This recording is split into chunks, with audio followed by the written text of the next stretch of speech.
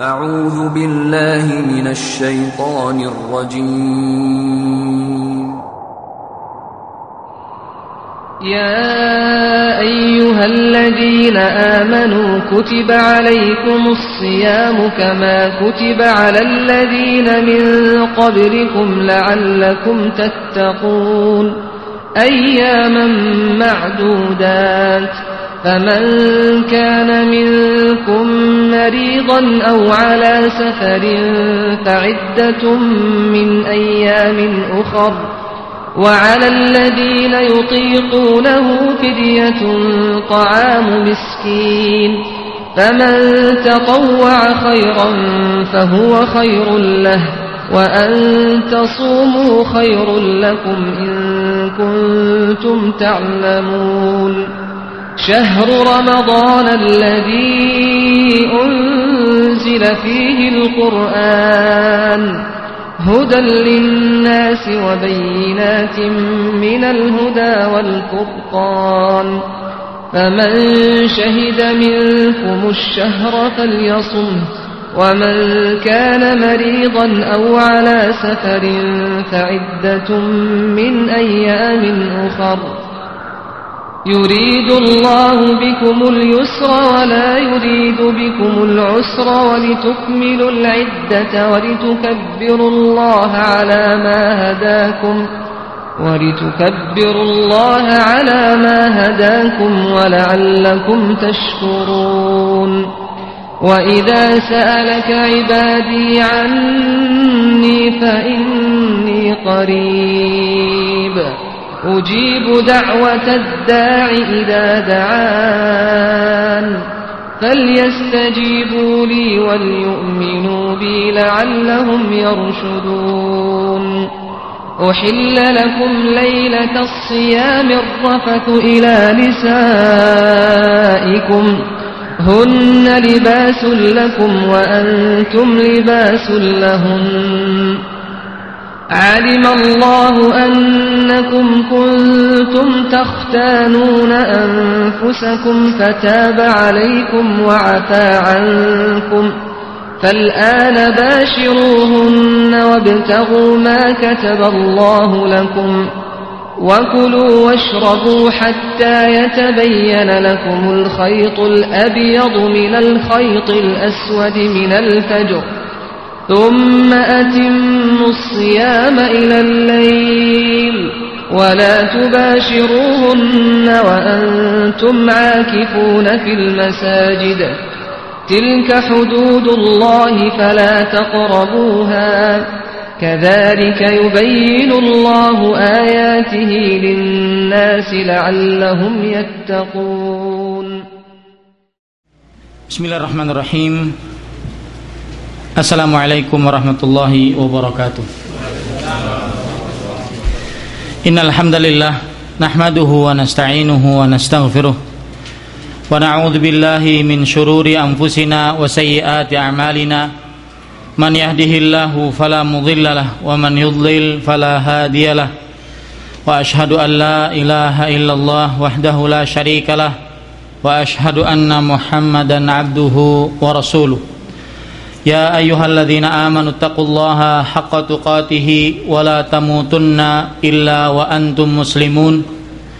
Ya ayyuhan nasu taqu rabbakumul ladzi khalaqakum min nafsin wahidah wa khalaqa minha zawjaha wa batha minhuma rijalan katsiran wa nisaa'a wattaqullaha alladzi tasaaluna bihi wal arham innallaha kana 'alaikum raqiba.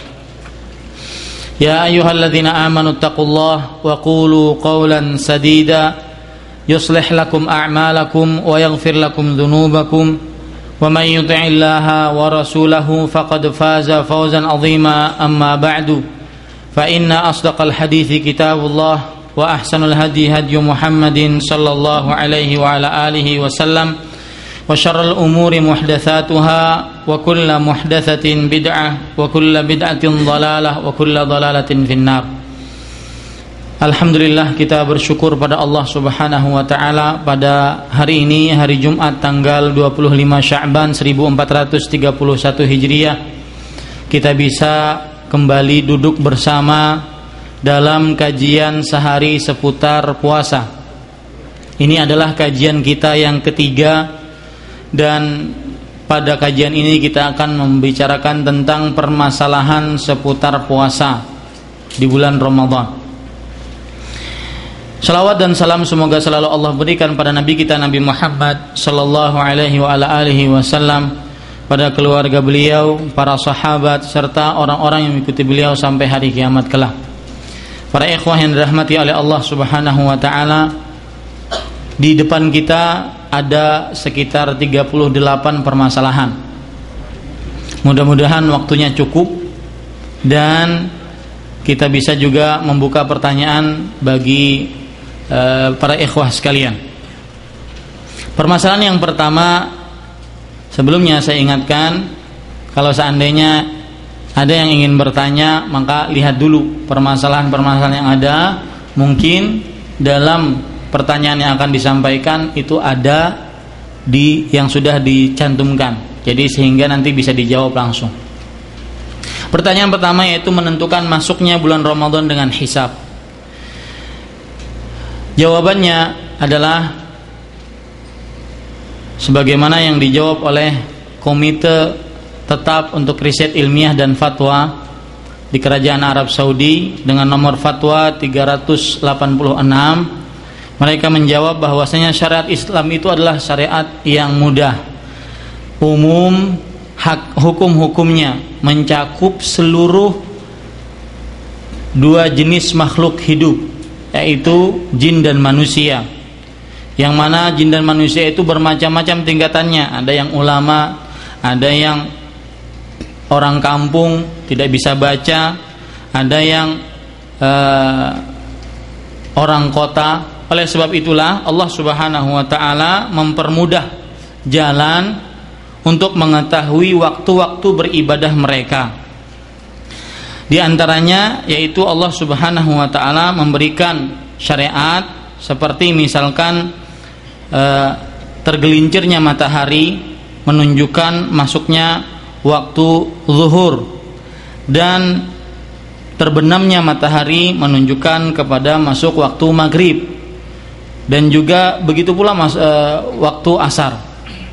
Oleh sebab itulah Rasul sallallahu alaihi wasallam memberikan kepada kita syariat untuk menentukan tata cara masuknya sebuah bulan, yaitu dengan ru'yah, dengan melihat hilal, yaitu awal bulan. Sebagaimana sabda Nabi Muhammad sallallahu alaihi wasallam, sumu li ru'yatihi wa aftiru li ru'yatihi. Ya, artinya berpuasalah karena melihat hilal, dan berbukalah, berhentilah dari puasa Ramadan karena melihat hilal bulan Syawal. Dan yang dikerjakan oleh Nabi Muhammad SAW ini diikuti oleh para khulafaur rasyidin dan juga imam yang 4 dan 3 zaman keemasan dalam agama Islam, yaitu zaman sahabat, para tabi'i dan tabi'ut tabi'i. Mereka senantiasa berjalan dengan ini. Maka para ikhwah sekalian dirahmati oleh Allah Subhanahu wa taala, yang benar dalam permasalahan ini adalah kita harus berpegang teguh dengan apa yang telah dikerjakan oleh Nabi Muhammad SAW dan para salafus saleh untuk menentukan puasa dan berbuka puasa, dan juga hari raya serta waktu haji, yaitu dengan melihat hilal, dan sebaik-baik petunjuk adalah dengan mengikuti apa yang telah dikerjakan oleh para sahabat dan orang-orang yang mengikuti mereka. Ya, ini para ikhwah sekalian. Jadi jawabannya bahwasanya menentukan masuknya bulan Ramadan adalah dengan ru'yah.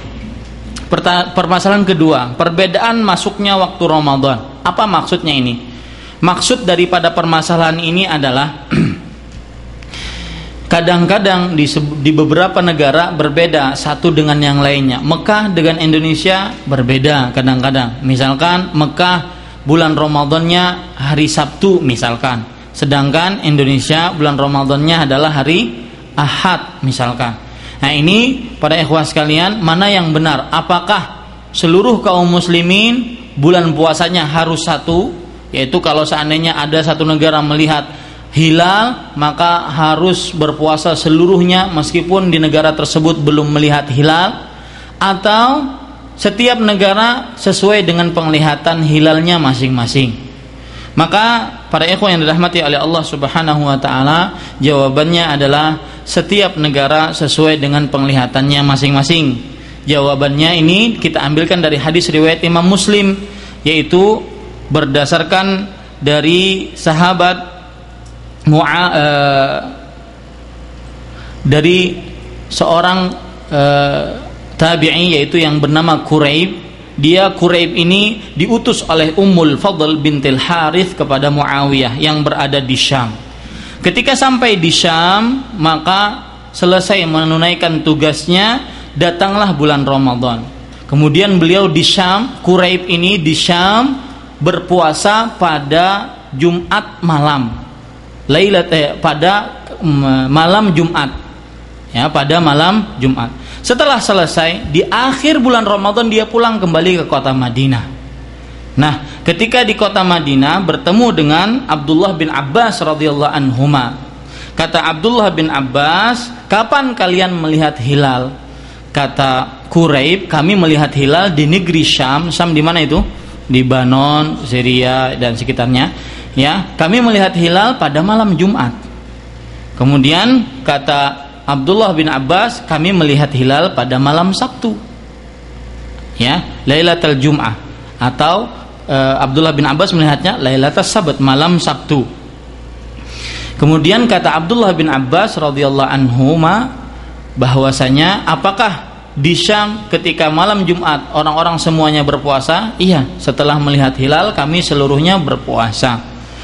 Kemudian kata Abdullah bin Abbas, akan tetapi kami akan menyempurnakannya sampai 30 hari, yaitu kami tetap tidak ikut yang di Syam, tetapi kami melihat malam Sabtu, artinya kami lebih terlambat daripada kalian. Ya, lebih terlambat daripada kalian. Kemudian Quraib bertanya kepada Abdullah bin Abbas radhiyallahu anhuma, "Awala naktafi bi ru'yati Muawiyah wa siyami?" Apakah kita tidak mencukupkan dengan penglihatan Muawiyah yang berada di Syam? Kenapa orang Madinah tidak mencukupkan dengan penglihatan Muawiyah yang berada di Syam dan puasanya Muawiyah yang berada di Syam? Kemudian kata Abdullah bin Abbas, "La hakadha amarna Rasulullah sallallahu alaihi wasallam." Tidak, demikianlah yang kita diperintahkan oleh Rasulullah sallallahu alaihi wa ala alihi wasallam. Artinya setiap daerah sesuai dengan penglihatannya masing-masing. Ini diriwayatkan oleh Imam Muslim.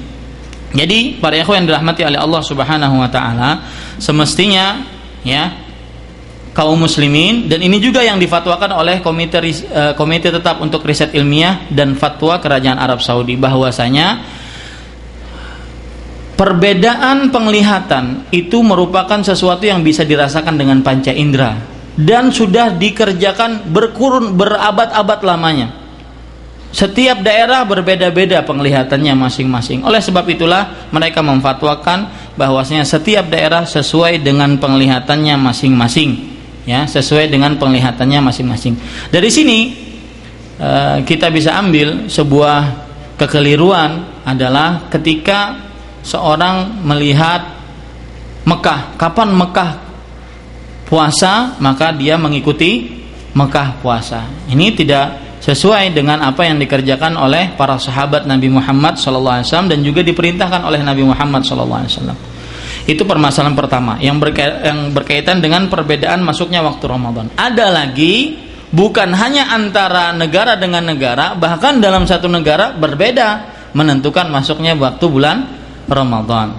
Ada yang mengatakan, saya dari organisasi ini hari Ahad, saya dari organisasi ini adalah hari Senin misalkan. Maka coba perhatikan sekarang perkataan Al-Imam Muhammad Nasiruddin Al-Albani rahimahullah, bagaimana beliau menganjurkan kita untuk mengikuti imam, pemimpin tetap yang sah di sebuah negara dan tetap dalam kesatuan kaum muslimin agar tidak terpecah belah. Kata beliau, wa hadha huwa laiq bis syari'ati samhah. Inilah yang cocok sesuai dengan syariat yang mudah, yang mana tujuannya adalah tajmi'un nas wa tauhidu sufufihim, yaitu mengumpulkan manusia dalam satu kesatuan dan dalam satu barisan, tidak tercerai-berai. Wa ib'aduhum an kulli ma yafriqu jam'uhum, dan menjauhkan mereka dari sesuatu yang memisah-misahkan mereka dari kesatuan mereka.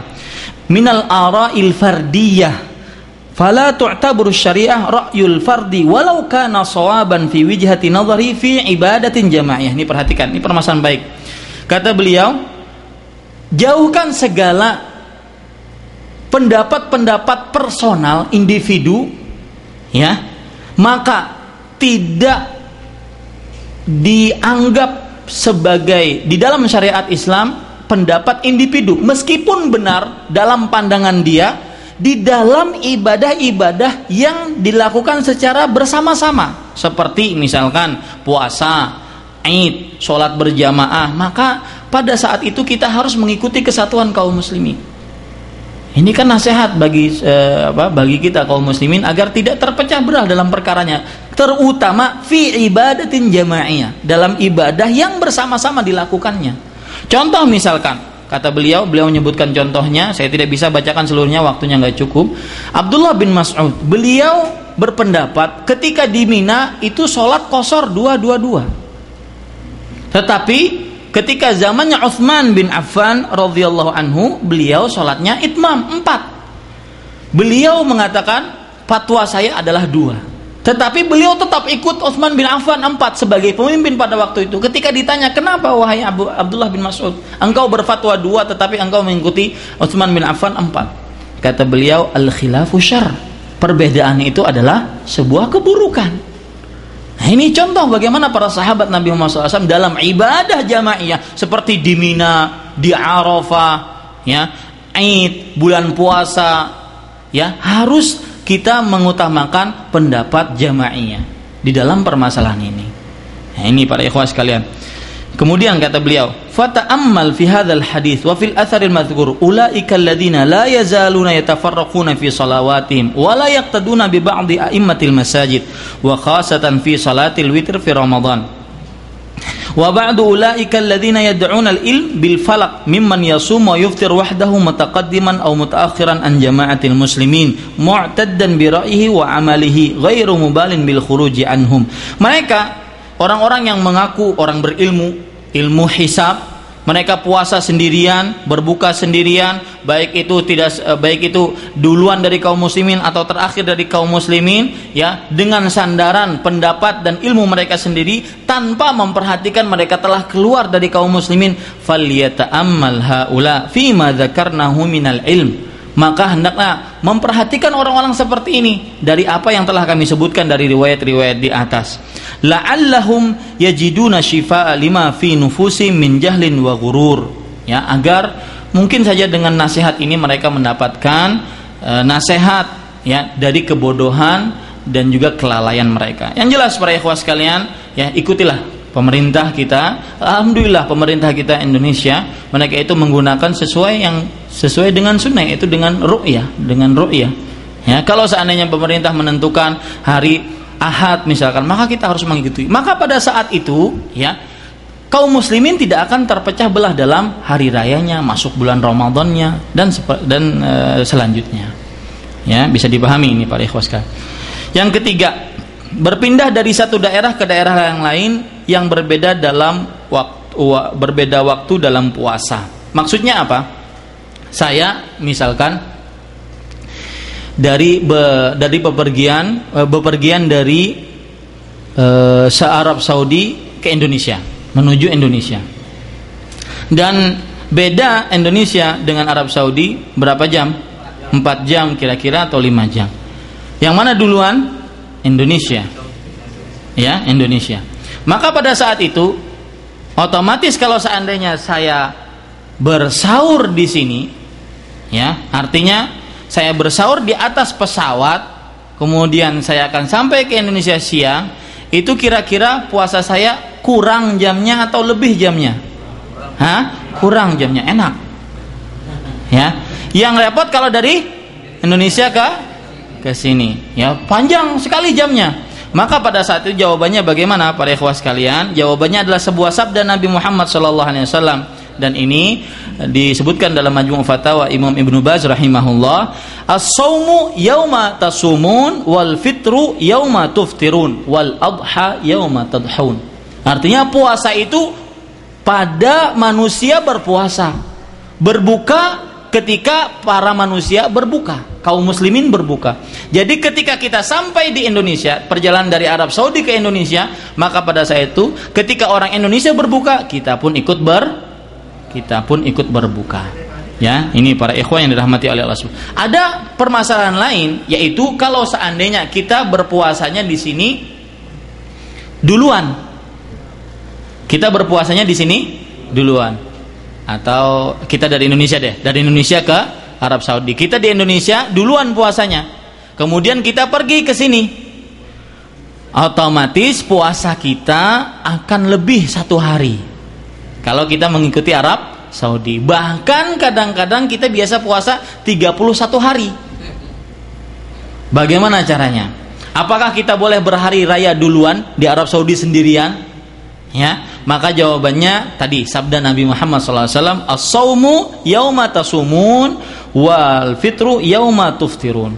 Puasa itu ketika manusia pada berpuasa, dan berbuka itu ketika manusia pada berbuka. Kalau seandainya, perhatikan ini, kurang 20 jumlah puasa kita kurang 28 hari. Bagaimana contohnya? Artinya puasa kita kurang dari 29 hari. Puasa kita hanya 28 hari. Contohnya bagaimana? Kebalikannya. Kita misalkan dari India.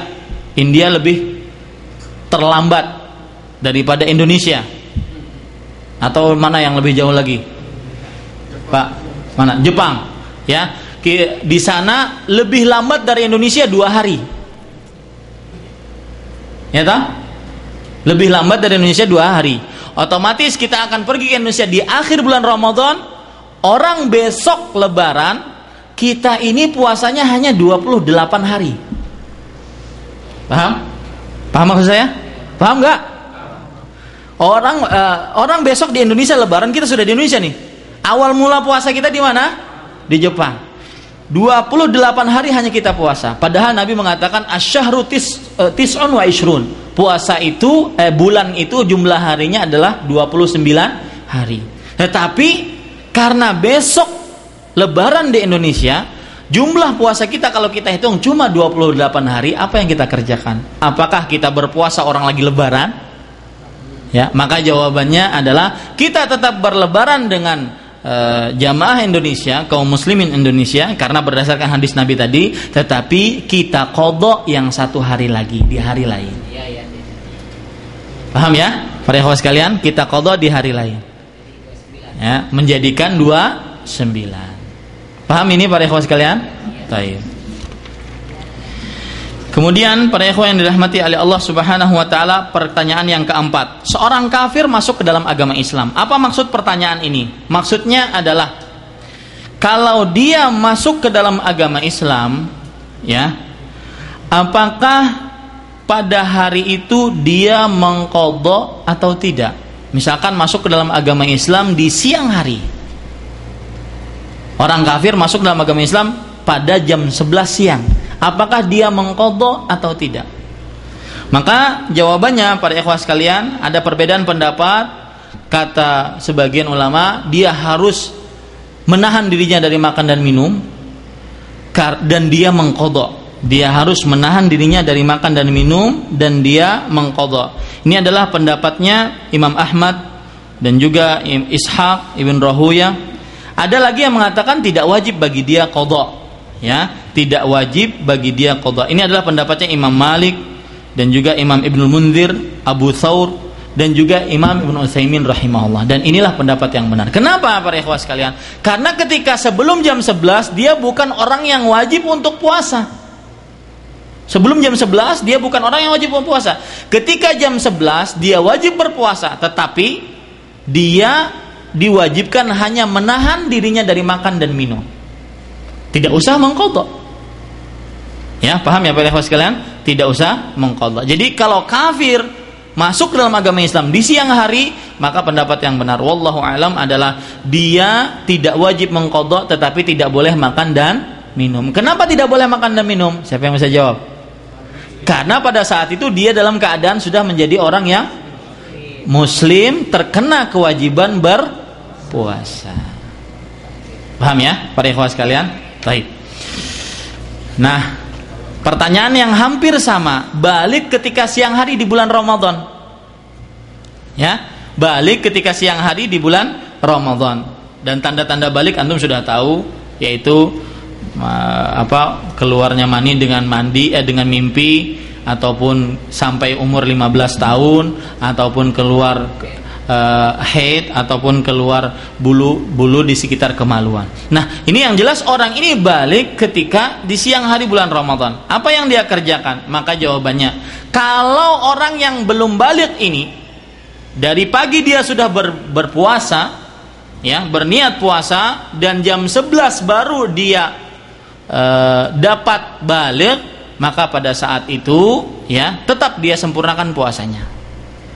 Berarti yang sebelumnya itu adalah sunnah, yang setelahnya adalah wajib.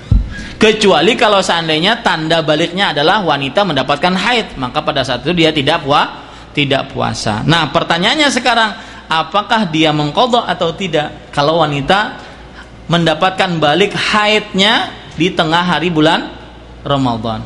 Maka jawabannya para ikhwah sekalian dirahmati oleh Allah Subhanahu wa taala, dia tidak sama tadi kayak orang kafir tadi.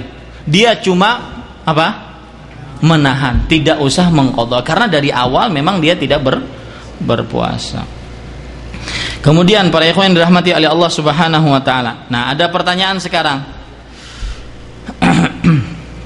Kalau seandainya orang balik ketika siang hari di bulan Ramadan, apakah dia menahan dari makan dan minum, ya, atau kemudian dia mengqadha, atau dia tidak menahan dari makan dan minum dan tidak mengqadha, atau juga harus menahan dan makan dan minum akan tetapi tidak wajib qadha? Maka jawabannya adalah seperti yang saya bilang tadi, orang yang balik di siang hari bulan Ramadan maka dia tidak boleh makan atau menahan makan dan minum, dia menahan makan dan minum tetapi tidak wajib qadha. Taib. Pertanyaan yang ketujuh, kadang-kadang gila. Orang gila, para ikhwah sekalian, itu tidak wajib dia puasa, ya. Kalau gila itu tidak wajib dia puasa. Tetapi kalau yang jadi pertanyaan, kadang-kadang gila, kadang-kadang sadar, ya. Maka kalau seandainya gilanya di tengah hari, dari terbit fajar kedua, dari pagi dia sudah berpuasa, gilanya di tengah hari, batal nggak puasanya? Hati-hati jawabnya, ya. Batal, nggak batal, enak aja, pakai dalil, ya. Paham pertanyaannya?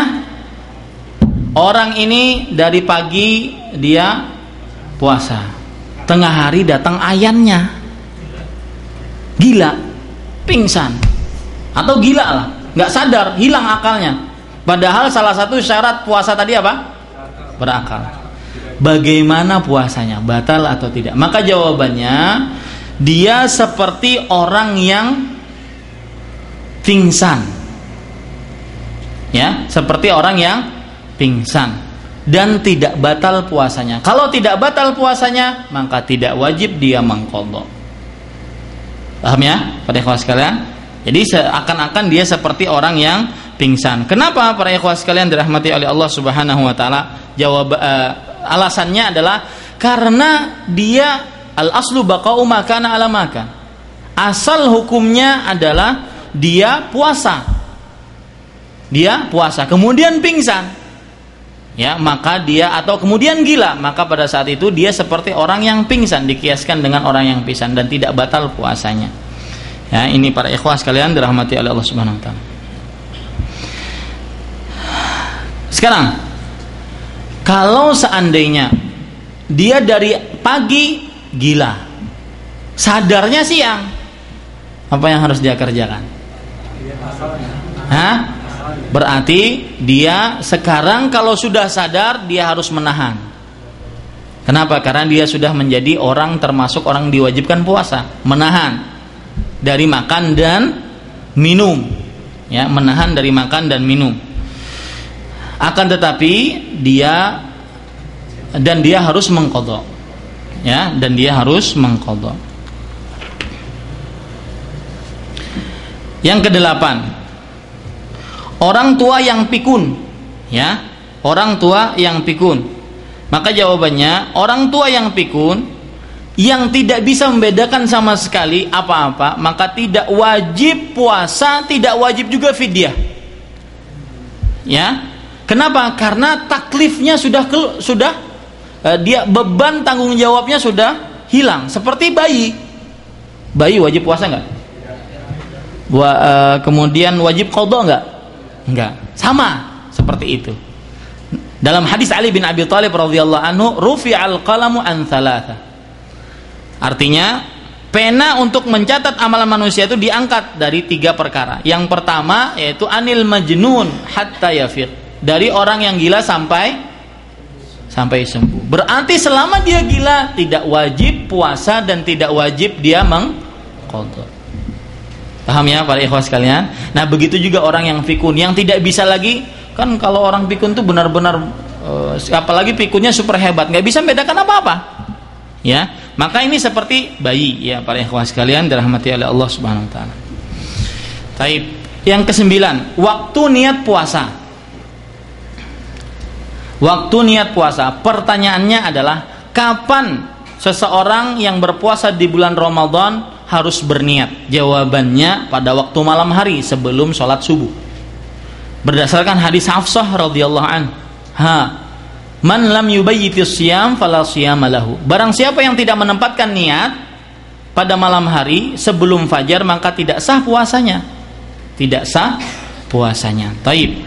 Sekarang pertanyaan kedua dari waktu niat puasa ini, apakah harus setiap malam atau cukup di malam pertama di bulan Ramadan? Apa jawabannya? Hah? Maka jawabannya para ikhwah sekalian, kalau seandainya antum menjawab ya harus di setiap malam, di malam-malam bulan Ramadan, maka itu adalah pendapatnya Imam Ahmad, Imam Syafi'i. Ya.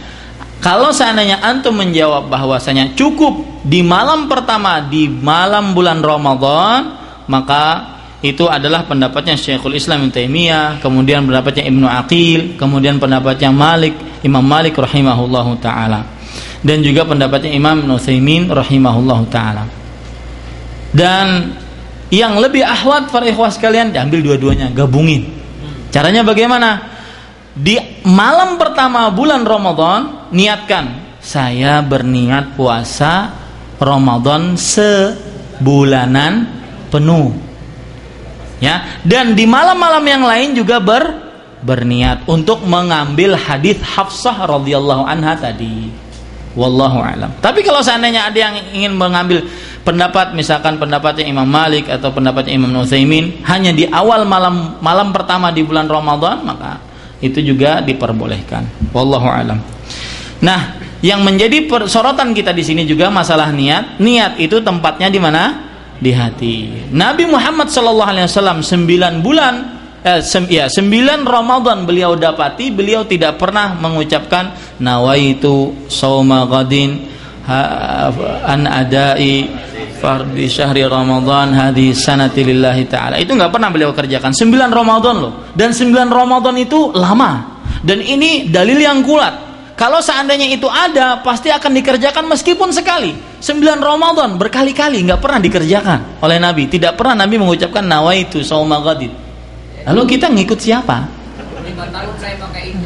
Ya. Nah, ini para ikhwas. Enggak pernah mendengar dalil, Pak. Ya. Kemudian yang ke-10, imsak sebelum azan 15 menit. Ya. Ini kan di negara kita ada imsak sebelum azan 15 menit.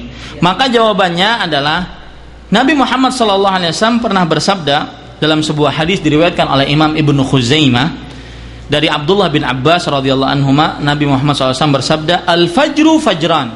Fajar itu ada 2. Fajar itu ada dua. Nabi sini mengatakan fajar itu ada dua. Fajrun yahrumu fihi ta'am wa tahillu fihi shalah. Fajar yang diharamkan di dalam fajar itu makanan, tidak boleh makan lagi, dan boleh sholat, artinya sholat subuh. Ini fajar yang disebut dengan fajar shadiq atau fajar kedua. Wa fajrun tahrumu fihi shalah wa yahillu fihi ta'am. Dan fajar yang tidak boleh sholat, maksudnya sholat subuh, dan dihalalkan makanan, maksudnya adalah masih boleh makan. Di dalam hadis ini Nabi Muhammad SAW menunjukkan bahwasanya fajar yang kedua lah batasan orang tidak boleh makan lagi. Sedangkan membatasi menjadi 10 atau 15 menit, maka itu kita tidak dapatkan. Meskipun kadang-kadang disebutkan misalkan di dalam kitab Tafsir Al-Manar yang dikarang oleh Syekh Rashid Ridha, ya, juz pertama misalkan, maka kita katakan itu tidak sesuai dengan petunjuk Nabi Muhammad SAW, bahkan tidak sesuai dengan Al-Quran. Allah Subhanahu wa taala berfirman dalam surah Al-Baqarah ayat 187, "Wa kulu washrabu hatta yatabayyana lakumul khaytul abyadu minal khaytil aswadi minal fajr." Makan dan minumlah sampai terang bagi kalian benang putih dari benang hitam, karena menunjukkan waktu fajar. Jadi batasan untuk tidak boleh makan lagi adalah waktu apa? Fajar, yaitu fajar yang kedua. Yang mana kata Nabi Muhammad SAW fajar kedua itu merah dan melintang. Ya, merah dan melintang. Kemudian para ikhwah sekalian dirahmati oleh Allah Subhanahu wa taala, yang ke-11, orang sakit yang sembuh ketika siang hari Ramadan. Maksudnya ini apa? Apa yang harus dia kerjakan? Boleh nggak dia makan, minum? Misalkan saya beri contoh, dari pagi dia nggak puasa karena mungkin demam, sangat demam, nggak bisa puasa, sangat pusing, nggak bisa puasa. Pas setelah zuhur, habis ngambil wudhu, sholat zuhur selesai, sembuh dia. Nah, orang ini bagaimana? Apakah dia boleh makan dan minum setelah sembuhnya atau tidak boleh makan dan minum setelah sembuhnya? Itu pertanyaannya. Jawabannya para ikhwah sekalian, maka ya namanya orang tidak berpuasa. Kenapa dia harus menahan makan dan minum? Namanya orang berpuasa. Dan tidak ada dalil yang sharih yang jelas akan hal ini. Bahwasanya orang yang sembuh dari sakit, kenapa dia harus menahan? Lalu dia tidak berpuasa, katanya untuk apa? Untuk menghormati. Nah, penghormatan ini yang tidak ada dalilnya. Baik, para ikhwah sekalian. Nah, yang ke-12, puasanya tidak sholat. Ya, puasa tapi enggak sholat. Nah, ini apa hukumnya para ikhwah sekalian? Maka dijawab para ikhwah sekalian, ada pertanyaan berbunyi, ada orang-orang yang sepanjang hari di siang hari bulan Ramadan tidur. Bahkan sebagian mereka ada yang tidak sholat. Sebagian mereka ada yang tidak sholat. Apakah puasa mereka sah atau benar? Maka jawabannya dijawab oleh komite tetap ini, bahwasanya puasa mereka dia terlepas dari tanggung jawab. Puasanya terlepas dari tanggung jawab. Artinya orang yang berpuasa dipenuhi dengan tidur. Kan pertanyaannya tadi apa? Puasa tidak sholat ya. Kalau puasa tidak sholat, maka puasanya tidak sah. Kenapa? Karena Rasulullah sallallahu alaihi wasallam bersabda, "Al-ahdul ladzi bainana wa bainahumus shalah, faman tarakaha faqad kafar." Perjanjian antara kami dengan mereka adalah sholat. Barang siapa yang meninggalkan sholat, maka dia kafir. Hadis riwayat Tirmidzi. Oleh sebab itulah orang yang puasa tapi tidak sholat, maka puasanya tidak sah, batal. Karena dia sudah kafir, dan orang kafir tidak akan diterima sholatnya. Allah Subhanahu wa taala berfirman, "Wa ma man'ahum an tuqbala minhum nafaqatuhum illa annahum kafaru billahi wa birrasulih." Tidak ada yang melarang mereka untuk diterima sedekah mereka kecuali karena mereka kufur terhadap Allah dan Rasulnya. Sedangkan pertanyaan yang ke-13, puasanya dipenuhi dengan tidur. Maka kita jawab, sah puasanya. Tetapi ya para ikhwah sekalian, puasanya seperti ini tidak sesuai dengan petunjuk Nabi Muhammad sallallahu alaihi wa ala alihi wasallam. Puasa seperti ini tidak sesuai dengan petunjuk Nabi Muhammad sallallahu alaihi wasallam. Karena berselisihan dengan maksud pembuat syariat di dalam berpuasa. Ya, berselisihan dengan maksud Allah Subhanahu wa taala sebagai pembuat syariat di dalam berpuasa. Allah Subhanahu wa taala menginginkan ketika berpuasa agar kita bertakwa, bukan diisi hanya dengan tidur. Ada hadis yang beredar, hadis palsu, naumatus shaimi ibadah. Puasanya orang yang berpuasa, tidurnya orang yang berpuasa itu adalah ibadah. Ini hadis palsu. Kemudian yang ke-14, cara membayar fidyah. Cara membayar fidyah. Bagaimana cara membayar fidyah? Artinya, kalau orang yang sakit, yang tidak diharapkan kesembuhannya atau kesembuhannya dalam waktu yang lama, ya, susah untuk sembuh, maka dia boleh tidak berpuasa tapi bayar fidyah. Caranya bagaimana? Caranya, perhatikan para ikhwah sekalian, setiap hari dia tidak berpuasa, maka cari satu fakir miskin, berikan kepada satu fakir miskin tersebut setengah sa'. Setengah sa' kira-kira menurut komisi tetap untuk riset ilmiah dan fatwa 1,5 kilo. Kasih. 2 hari dia tidak berpuasa, cari 2 fakir miskin, kasih. 3 hari cari 3 fakir miskin, kasih. Setiap fakir miskinnya berapa? Setengah sa', atau dalam kilo 1,5 kilo. Atau cara yang kedua seperti yang dilakukan oleh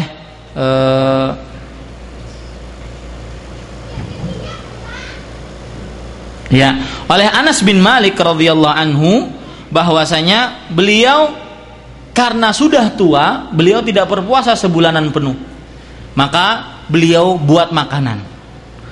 Di sana ada dagingnya, ada lauknya, ada rotinya, ada nasinya, pokoknya makanan pokok. Lalu beliau undang, berapa hari beliau tidak berpuasa, beliau undang fakir miskin di situ, kemudian kasih makan. Ini 2 cara bagaimana cara membayar fidyah. Wallahu a'lam. Yang saya ceritakan tadi, hadis Anas bin Malik tadi diriwayatkan oleh Imam Bukhari. Yang ke-15, berbukanya orang musafir di rumahnya. Maksudnya apa? Antum misalkan, hari ini saya mau pergi ke Indonesia jam 12 siang, tiket pesawat jam 12 siang, ya, dari Arab Saudi ke Indonesia. Sudah siap-siap, ada tas, antum sudah pakai pakaian, bahkan sudah pakai sepatu, ya. Boleh nggak antum berbuka di rumah? Belum sampai bandara, tapi berbukanya di rumah, makan duluan di rumah, dengan hujjah, dengan alasan kita mau bepergian, ya. Maka jawabannya boleh.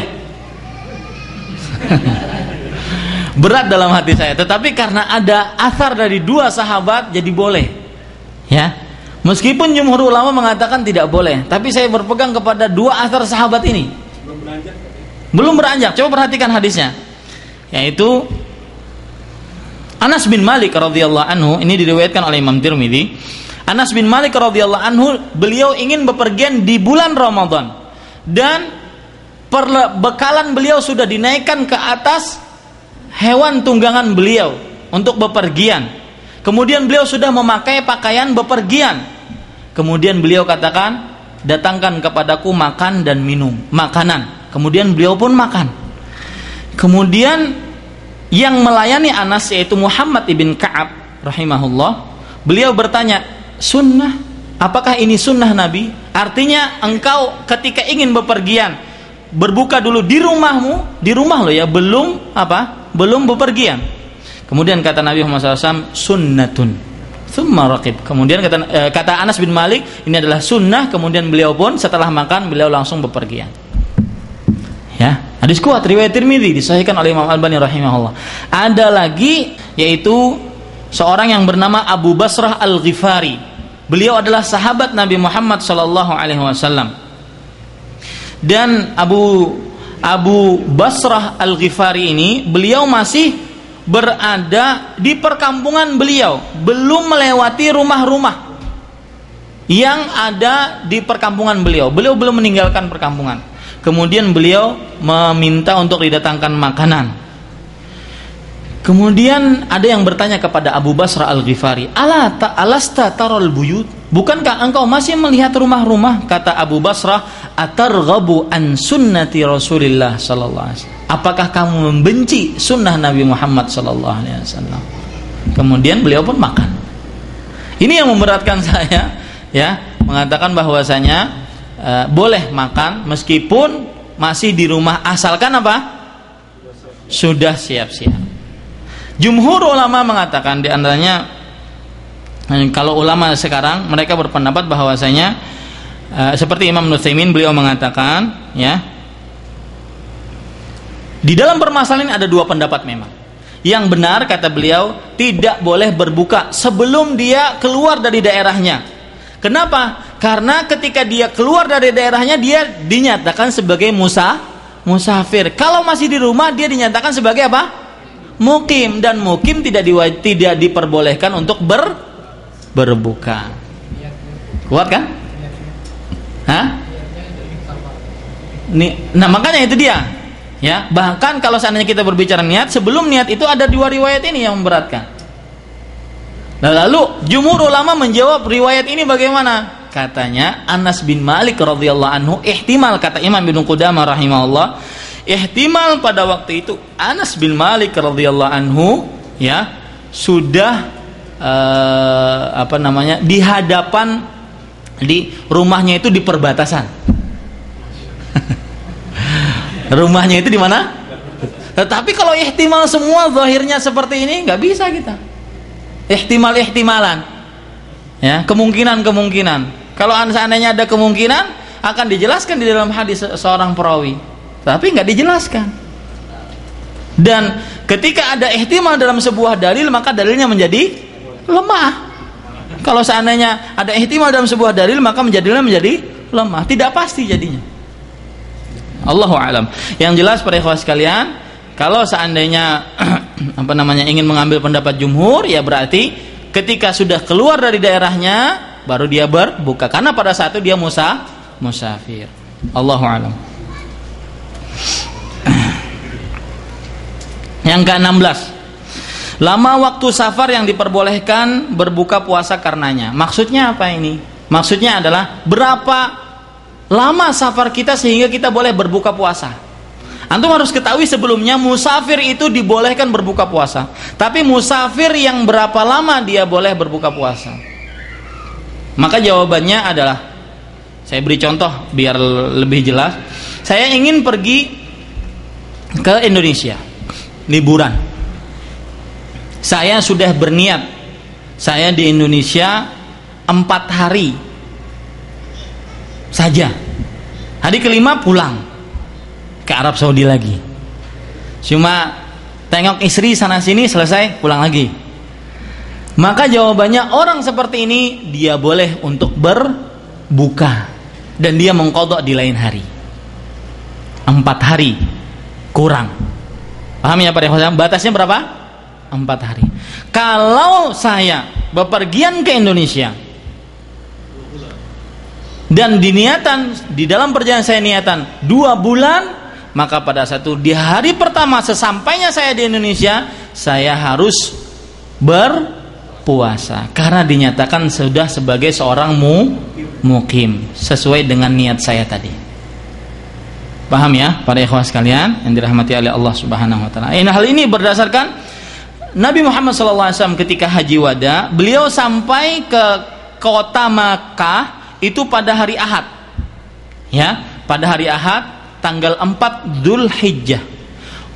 Ahad, Senin, Selasa, Rabu. Hari Kamis, hari yang kelima, beliau pergi ke Mina. Selama 4 hari ini beliau mengqashar salat. Ya, selama 4 hari ini beliau mengqashar salat, dan bisa kita kiaskan qashar dengan puasa. Berarti orang kalau seandainya bepergian tidak lebih daripada 4 hari kurang, maka dia boleh berbuka.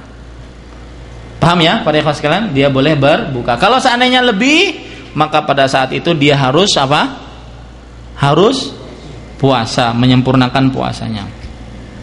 Kalau yang tadi kan kita ke Indonesia, terus ini kalau seandainya kita ke daerah lain, ya, Malaysia misalkan, 2 bulan itu liburan, enggak kerja, itu apa? musafir atau tidak? Atau Maka pada saat itu lihat Pak, Bapak ketika pergi ke Malaysia, Bapak sudah tahu belum jumlah hari Bapak di sana? Saya akan di Malaysia berapa hari? Sekarang permasalahannya bukan karena Indonesia itu tanah air kita dan Malaysia bukan tanah air kita, bukan. Tetapi jumlah hari yang akan Bapak gunakan di Malaysia atau di Indonesia itu berapa? Jadi harus dihilangkan dari pikiran Bapak Indonesia bukan karena tanah air sehingga kita karena akhirnya menyempurnakan puasa kita atau berpuasa sempurna, bukan. Tetapi jumlah harinya. Karena Bapak sudah menentukan di Malaysia saya akan 2 bulan, hari pertama Bapak sampai ke Malaysia Bapak harus berpuasa karena Bapak bukan dikatakan lagi sebagai seorang musafir. Hari pertama, dari hari pertama, bukan dari hari kelima. Tapi tadi hadisnya kan 4 hari itu. Iya. Tapi 4-4-nya, tapi kita kan udah tahu 4 hari. Iya. Tapi kenapa itu musafir? Saya nggak menangkap. Sekarang gini. Maka batasannya diambil dari hadis ini tadi, batasannya yang disebutkan oleh para ulama adalah 4 hari. Meskipun Nabi Muhammad SAW beliau tahu saya akan berpergian hari yang kelima, maka batasannya 4 hari dari situ. Ya, paham Pak ya? 4 hari kurang. Ya, 4 hari kurang. Jadi kalau sudah hari kelima, kalau seandainya Nabi sampai Kemis di Mina, di Mekah, maka pada saat itu beliau menyempurnakan sholatnya. Hukumnya hukum yang mungkin. Hukum yang mungkin. Paham ya? Baik. Sekarang 17. Kalau sering bepergian seperti pilot,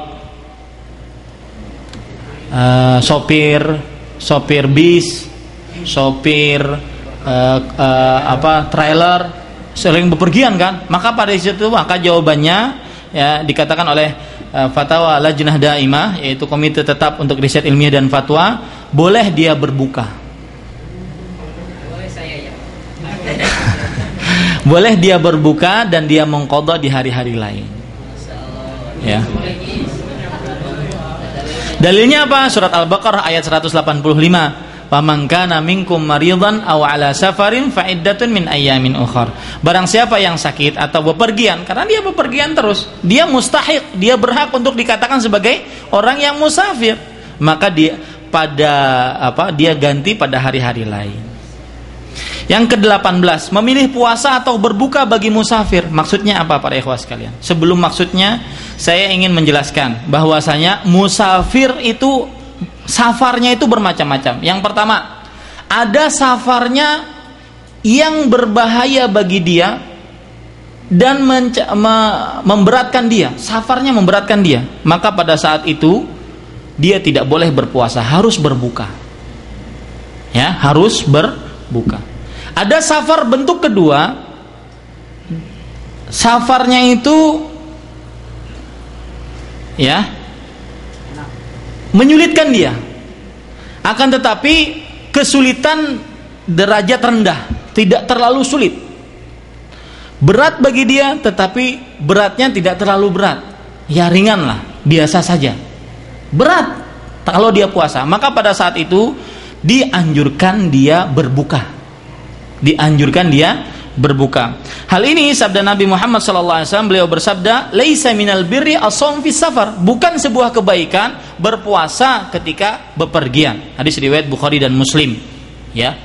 Nah, keadaan ketiga safar adalah kalau seandainya puasa kuat, enggak puasa apalagi. Ya, artinya sama, tidak ada nilai kesulitan di dalamnya. Maka disinilah yang terjadi perbedaan pendapat antara ulama. Inilah yang maksud saya di nomor ke-18, memilih puasa atau berbuka bagi musafir. Mana yang lebih utama? Apakah dia berbuka? Apakah dia berpuasa?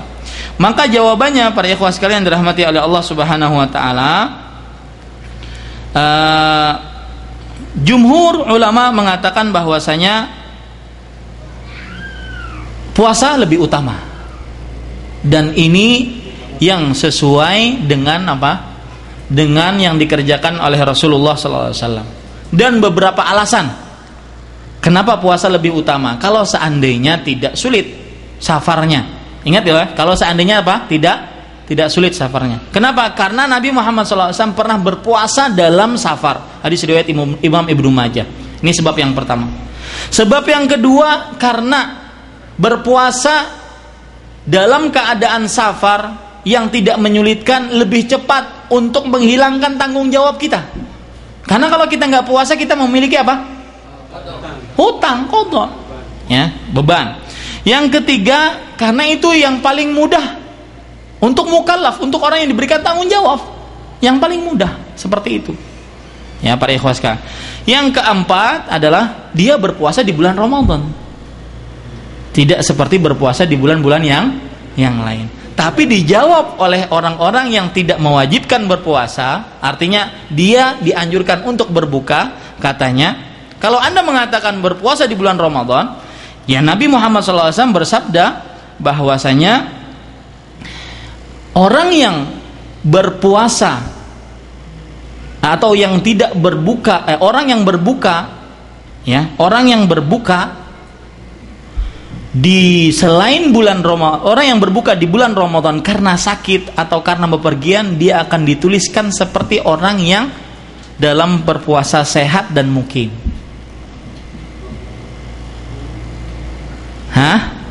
Paham nggak? Pendapat yang mengatakan bahwasanya lebih baik berpuasa, ya kan? Mereka mempunyai alasan. Alasannya adalah ini dia mendapati waktu yang sangat utama, yaitu bulan Ramadan, dan dia tidak sulit untuk berpuasa. Kenapa dia harus meninggalkan puasanya? Maka dijawab oleh orang-orang yang mengatakan berbuka saja lebih baik, karena Nabi Muhammad SAW mengatakan orang yang tidak berpuasa karena sakit atau karena dalam perjalanan dituliskan seperti mukim dan orang sehat. Bingung tak? Mana yang jawabnya? Maka jawabannya para ikhwas sekalian, ya, ya yang lebih mudah mana? Ya, yang lebih mudah mana? Silahkan. 19. Suatu haid yang suci di siang hari bulan Ramadan. Artinya apa? Kalau seandainya ada wanita haid suci jam 12 siang, suci jam 12 siang, apakah dia harus menahan makan dan minum? Maka jawabannya para ikhwan sekalian, Imam Ahmad dan juga Ats-Tsauri, Al-Auza'i mengharuskan menahan makan dan minum. Jadi kalau seandainya ada wanita haid, dari pagi dia haid sampai jam 12 siang berhenti haidnya, suci dia, mandi, apakah dia tidak boleh makan dan minum setelah itu? Ya, yang jelas dia tidak puasa pada saat itu. Nah, ini yang menjadikan pertanyaan oleh para ulama. Apakah dia tetap menahan makan dan minum atau dia boleh makan dan minum? Ya. Maka Imam Malik, Imam Syafi'i dan juga perkataan lain dari Imam Ahmad dan dan Abdullah bin Mas'ud mengatakan tidak wajib dia menahan. Karena tidak ada nas yang untuk menahan dia. Long dia muftir sekarang. Long dia apa? Dia nggak puasa sekarang. Kenapa harus menahan? Cuma mungkin jangan sampai diperlihatkan kepada orang lain. Ini pendapat yang lebih dekat dengan dalil, karena Nabi Muhammad SAW tidak pernah mengatakan orang yang haid suci di siang hari bulan Ramadan dia harus menahan. Sedangkan yang lain-lainnya seperti mazhab Hanabilah, mereka mengatakan harus ditahan karena menghormati bulan Ramadan. Tetapi itu tidak ada dalil. 20. Datang haid sebelum adzan subuh. Datang haid 5 menit sebelum adzan subuh keluar haid. Apakah dia puasa atau tidak? Maka pada saat itu tidak berpuasa. Kemudian yang ke-21. Nah, ini penting. Sudah balik belum puasa. Pertanyaannya adalah, ini ada pertanyaan sini, fatwa nomor 10.766. Saya itu umur saya ketika 12 tahun saya balik, seorang wanita ini. Saya datang haid, kemudian setelah saya haid, ibu saya karena melihat saya masih kecil melarang saya untuk berpuasa. Kemudian 3 tahun berturut-turut setelah itu saya juga dilarang oleh ibu saya untuk berpuasa. Dan saya belum pernah mengqadhanya. Apa yang harus saya kerjakan? Ya, dan ini banyak nggak para ikhwan sekalian? Ya, banyak. Wanita-wanita yang baru 11 tahun sudah haid, 12 tahun itu sudah wajib puasa dia. Setelah dia mengqadha, dia sudah menyelesaikan haidnya, maka besok harinya ketika dia bersih dan masih bulan Ramadan dia harus berpuasa. Ya, maka jawabannya, jadi pertanyaannya adalah bagaimana kalau seandainya 3 tahun yang saya tidak berpuasa itu, apa yang harus saya kerjakan? Maka jawabannya adalah dia harus mengqadha seluruh hari yang dia tidak berpuasa. Dan diingat-ingat. Ya, wah dulu saya balik umur berapa ya? Nah itu, jangan-jangan sudah balik kita belum puasa, ya. Kalau seandainya kita sudah balik belum puasa dan kita masih ingat jumlah harinya, maka kita harus mengqadha hari-hari tersebut. Hah? Yang ke-19 belum? Sudah. Hah? Sudah. Wanita haid yang suci di siang hari bulan Ramadan. Sudah. Sudah datang haid. Nah, tadi Ustaz berkaitan dengan balik dari Ustaz. Berkaitan dengan balik tadi kayaknya nomor 5 itu Ustaz kelewatan. Anjuran untuk anak-anak berpuasa. Oh iya, anjuran untuk anak-anak berpuasa. Para ikhwah sekalian dirahmati oleh Allah Subhanahu wa taala, ketika anak-anak kita belum balik, tetap kita dianjurkan untuk melatih anak-anak kita. Hal ini berdasarkan sebuah hadis riwayat Bukhari dan Muslim, yaitu dari Rubaiyah binti Muawwidh radhiyallahu anha. Beliau bercerita bahwasanya Nabi Muhammad sallallahu alaihi wasallam pernah mendatangi kampung-kampung kaum Ansor, dan beliau mengatakan, man asbaha muftiran falyutimma baqiyata yaumihi wa man asbaha shaiman falyasum. Barang siapa yang pada waktu pagi hari dia sudah berbuka, maka hendaknya dia sempurnakan puasanya.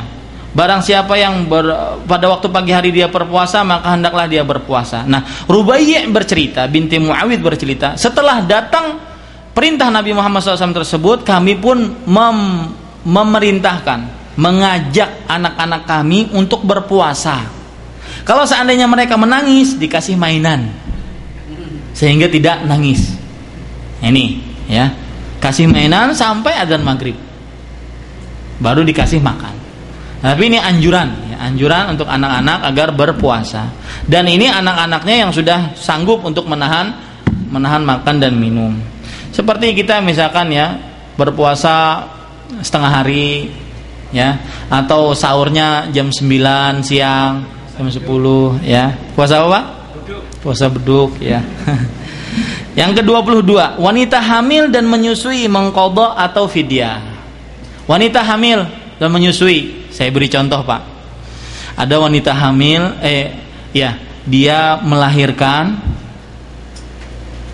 ya, bulan Ramadan ini, dekat-dekat ini dia melahirkan, otomatis dia menyusui kan? Menyusui. Ramadan tahun kemarin dia hamil juga, otomatis bayinya memerlukan susu kan? Artinya saluran makanan dari tubuhnya bayi yang di dalamnya, di dalam perutnya. Maka dia juga tidak berpuasa.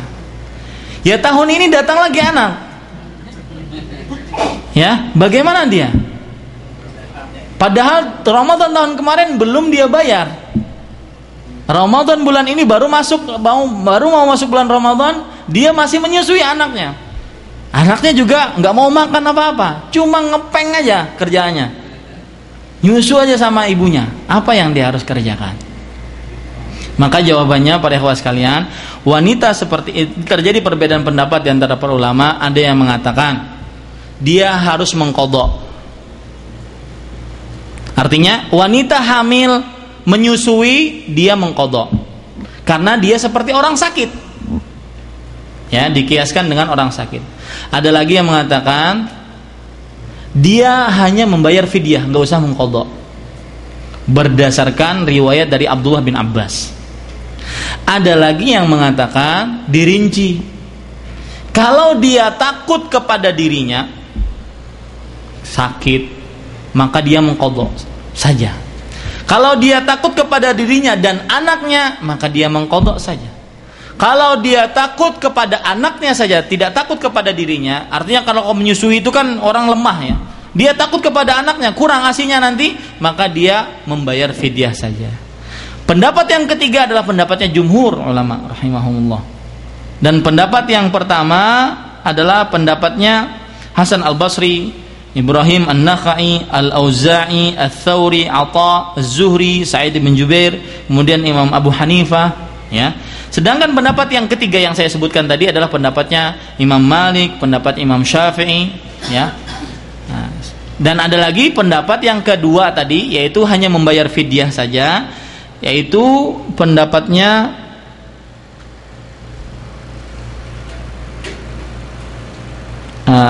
Abdullah bin Abbas, Abdullah bin Umar radhiyallahu anhuma. Ya. Maka para ikhwah sekalian dirahmati oleh Allah Subhanahu wa taala, wallahu a'lam adalah dia mengqadha saja. Mengqadha, tapi mengqadhanya bagaimana? Kalau kejadiannya seperti tadi bagaimana? Tahun kemarin saja belum terbayar, sekarang masih menyusui. Maka tahun depan hamil lagi. Ya. Bagaimana itu? Maka jawabannya, ini ada salah satu riwayat dari Imam Syafi'i rahimahullah, dia tetap mengqadha meskipun terakhir. Kapan dia sanggup dia mengqadha. Ya, dijumlahkan seluruhnya. Hah? Kalau anaknya 60 tahun dia Ini mengqadha. Ya, kalau seandainya kita memilih memilih pendapat mengqadha. Ya. Imam Albani rahimahullah dan murid-muridnya berpendapat dengan pendapat yang kedua. Karena riwayat Abdullah bin Abbas dan Abdullah bin Umar tadi. Dan kuat riwayat ini. Ya, yaitu fidyah saja. Ya. Nah, Allahu a'lam. Ini permasalahan pelik ya para ikhwah sekalian. Ya, kalau seandainya dia mampu fidyah, ya fidyah. Ya, tapi kalau seandainya dia mampu qadha, ya qadha. Tapi ya itulah perbedaan pendapat di antara para ulama. Padahal kita mendapati istri kita hamil menyusui karena setiap tahun produksi. Ya, suaminya giat sekali subhanallah. Yang ke-23, istri jika dipaksa bersetubuh oleh suami di siang hari Ramadan, dipaksa. Ya, dipaksa. Maka jawabannya tidak ada kafarat, tidak ada qadha. Nah, dipaksa. Dalilnya Allah Subhanahu wa taala berfirman, "Man kafara billahi min ba'di imanihi illa man ukriha wa qalbuhu mutmainnun bil iman." Barang siapa yang kufur terhadap Allah setelah dia beriman, kecuali kalau dia dipaksa dan hatinya tenang dengan keimanan, maka tidak ada apa-apa bagi dia. Maka dia seperti puasa biasa, dipaksa, asalkan jangan nurut. Kalau nurut ya nggak boleh, ya, maka harus bayar. Nah nanti kalau nurut nanti permasalahan lain. Ya, yang jelas kalau istri dipaksa, ya, untuk bersetubuh dengan suaminya orang fasik, sudah nggak puasa suaminya, ya, minta dilayani lagi istrinya wanita yang salihah, maka pada saat itu tidak batal puasa istrinya dan tidak ada qadha serta kafarat baginya. Baik, sekarang permasalahan seputar jima di bulan Ramadan. Permasalahan yang pertama, ya, yaitu menyetubuhi istri tapi tidak di kemaluan dan keluar mani. Menyetubuhi istri tidak di kemaluan tapi keluar mani. Maka jawabannya Allahu a'lam adalah batal puasanya, tetapi tidak ada kafarat baginya. Ini permasalahan pertama nih. Menyetubuhi istri tapi tidak di kemaluan. Artinya tidak memasukkan kemaluan kepada kemaluan. Tapi keluar mani, batal puasanya dan dia harus mengqadha. Ya, dia harus mengqadha tetapi tidak ada kafarat baginya. Ini adalah pendapatnya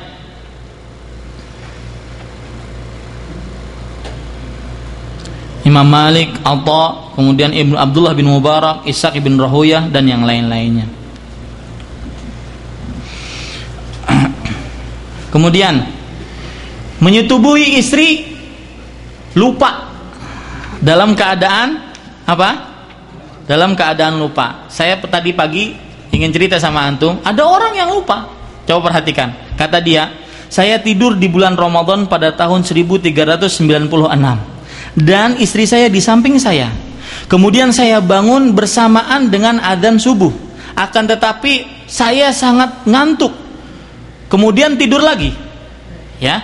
Lalu saya bangun dan saya lupa puasa, sama sekali lupa kata dia. Kemudian saya gauli istri saya sebagaimana kebiasaan saya menggaulinya ketika dia tidur. Kemudian ketika subuh saya mandi, saya sholat subuh, dan saya sangat menyesal dengan penyesalan yang sangat atas apa yang terjadi terhadap saya, apa yang saya harus kerjakan atau apa yang saya dapatkan. Kata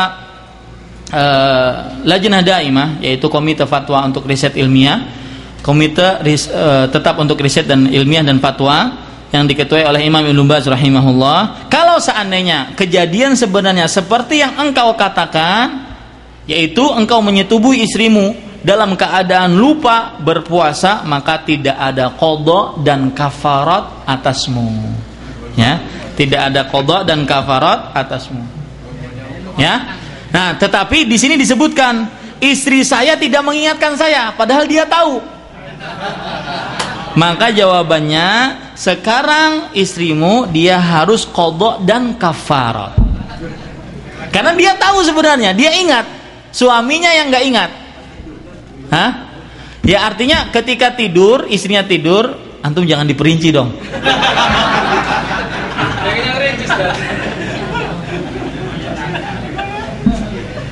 Maaf ya. Dia tidur, datangi oleh suaminya. Terbangun kan? Nah, itu dia. Pas waktu terbangun itu dia ingat dia puasa, tapi dia anteng aja dengan perlakuan suaminya. Nah, itu dia. Diceritakan dalam pertanyaan itu. Nah, dalilnya apa para ikhwah sekalian? Kenapa orang yang menyetubuhi istrinya lupa itu tidak mendapatkan qadha dan juga kafarat? Adalah sebuah hadis Nabi Muhammad SAW. Innallaha tajawaza li an ummati al-khata wa nisyan wa mastukrihu alaih. Artinya, sesungguhnya Allah melampaui untukku dari atas umatku sebuah kekeliruan, kelupaan dan juga keterpaksaan. Kalau dipaksa maka tidak ada apa-apa. Ya, artinya diampuni oleh Allah Subhanahu wa taala. Kemudian permasalahan yang selanjutnya yang sesuai dengan jima bersetubuh di siang hari bulan Ramadan, perempuan istri hukumnya sama seperti suami kalau seandainya dia menurut dengan apa yang dilakukan oleh suami. Artinya dia harus bayar qadha dan kafarat. Tetap ya, dia harus bayar qadha dan kafarat. Hati-hati nih yang pulang liburan Ramadan. Ya.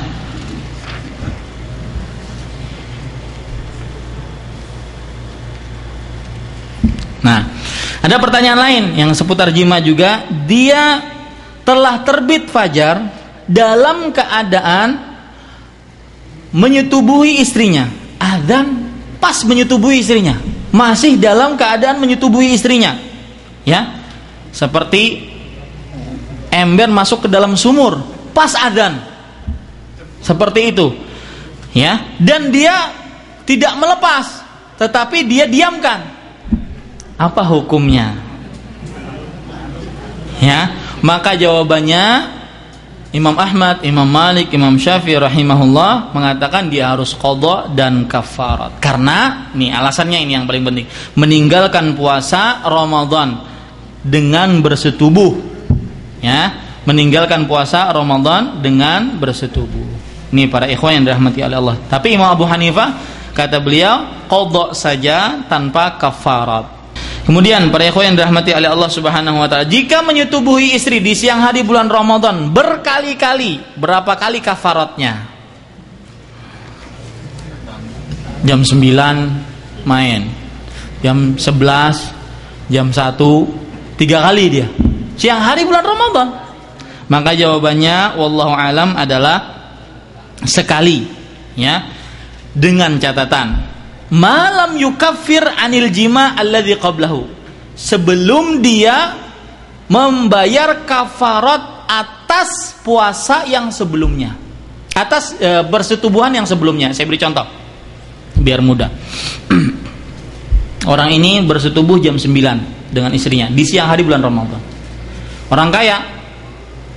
Kemudian dia nyari budak, merdekakan budak, beriman, selesai. Jam 1 bersetubuh lagi. Perlu kafarat lagi tidak? Maka jawabannya kenapa? Perlu kafarat lagi. Kenapa? Karena dia sudah bayar penebus tadi. Ya, budak tadi. Tapi kalau seandainya belum bayar, 3 kali berturut-turut belum bayar, maka hanya 1.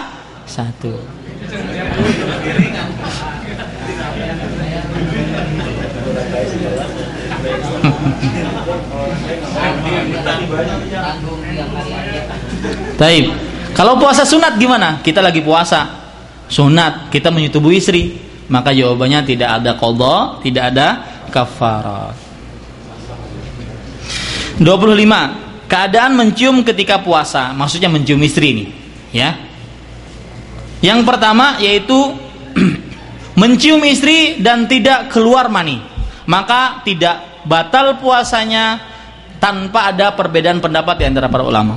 Hadis Aisyah radhiyallahu anha ma'ruf, ya, hadis riwayat Bukhari dan Muslim. Nabi Muhammad SAW yuqabbilu wa huwa sha'im. Beliau mencium Aisyah radhiyallahu anha dalam keadaan puasa. Kalau tidak keluar air mani, itu tidak batal puasanya dan tidak ada khilaf. Kalau keadaan kedua yaitu keluar air mani, maka jawabannya batal puasanya dan dia harus mengqadha. Tidak ada perbedaan pendapat di antara para ulama. Keadaan ketiga keluar madhi, bersetubuh mencium istrinya, memeluk istrinya, ya. Kemudian keluar madhi. Madhi adalah air yang keluar pramani, biasanya benih, ya. Maka jawabannya para ikhwah sekalian adalah tidak ada dalil yang menunjukkan madhi membatalkan puasa. Tidak ada dalil, maka keluar madhi tidak membatalkan puasa. Wallahu a'lam. Hal-hal yang dipermasalahkan membatalkan puasa atau tidak, seperti alat semprot untuk asma, ya, untuk paru-paru, maka batal puasanya atau tidak, atau membatalkan puasa atau tidak orang memakai seperti ini. Maka jawabannya para ikhwan yang dirahmati oleh Allah Subhanahu wa taala adalah, ini nomor berapa? 26, ya. Jadi 26 itu subnya banyak loh. Yang pertama yaitu alat penyemprot untuk penyakit asma atau untuk paru-paru. Maka jawabannya tidak membatalkan puasa. Dan ini adalah fatwa Imam Al-Allamah Ibnu Jibrin dan juga Komite Tetap untuk Riset Ilmiah dan Fatwa Kerajaan Arab Saudi, dan juga disebutkan di dalam majalah Al-Majma' Al-Fiqhi, ya, Kesatuan Fikih. Kemudian juga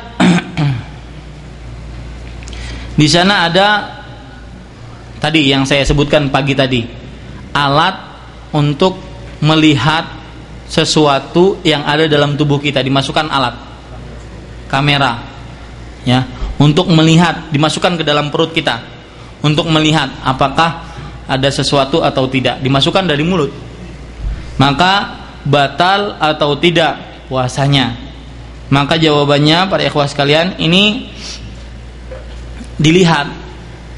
Ada ulama yang berpendapat apapun yang masuk ke dalam mulut, baik itu makanan atau bukan makanan, batal puasanya, ya, batal puasanya. Seperti misalkan masuk batu, orang lempar, kita lagi mangap, ngelempar, masuk batunya, ya, batal enggak puasanya? Maka jawabannya para ikhwah sekalian, tidak batal, ya. Yang bukan makanan dan minuman yang masuk ke dalam perut kita tidak batal. Allahu a'lam. Nah, sebentar, belum selesai. Yang keempat, obat tetes hidung batal atau tidak? Maka jawabannya adalah batal. Kenapa? Karena Nabi Muhammad SAW bersabda, baligh fil istinsyak illa an takuna sha'iman. Bersungguh-sungguhlah dalam memasukkan air ke hidung ketika berwudu, kecuali dalam keadaan berpuasa. Ini menunjukkan Nabi ingin memberikan isyarat kepada kita. Hidung itu salah satu manfaat, tempat masuknya makanan dan minuman. Maka kalau kita tetes ke hidung, maka itu akan masuk ke dalam kerongkongan kita. Ini batal puasanya. Ada lagi para ikhwah sekalian yang dirahmati oleh Allah Subhanahu wa taala, oksigen, gas oksigen. Ya, yaitu udara yang diberikan kepada sebagian orang yang sakit. Maka batal tidak puasanya. Maka jawabannya oksigen. Tahu kan di sini, Pak? Oksigen itu. Maka jawabannya tidak batal. Ya, tidak batal. Kemudian ada lagi fixed inhaler. Ya. Apakah itu membatalkan puasa atau tidak? Maka jawabannya tidak membatalkan puasa karena dia bukan cairan. Fixed inhaler, dia adalah udara. Uap ya, itu ya, uap. Dia bukan cairan. Maka ini tidak membatalkan, ya, tidak membatalkan. Dan para ulama mengatakan alat-alat ini digunakan lebih baiknya kalau bulan Ramadan pada malam hari. Itu ya Pak.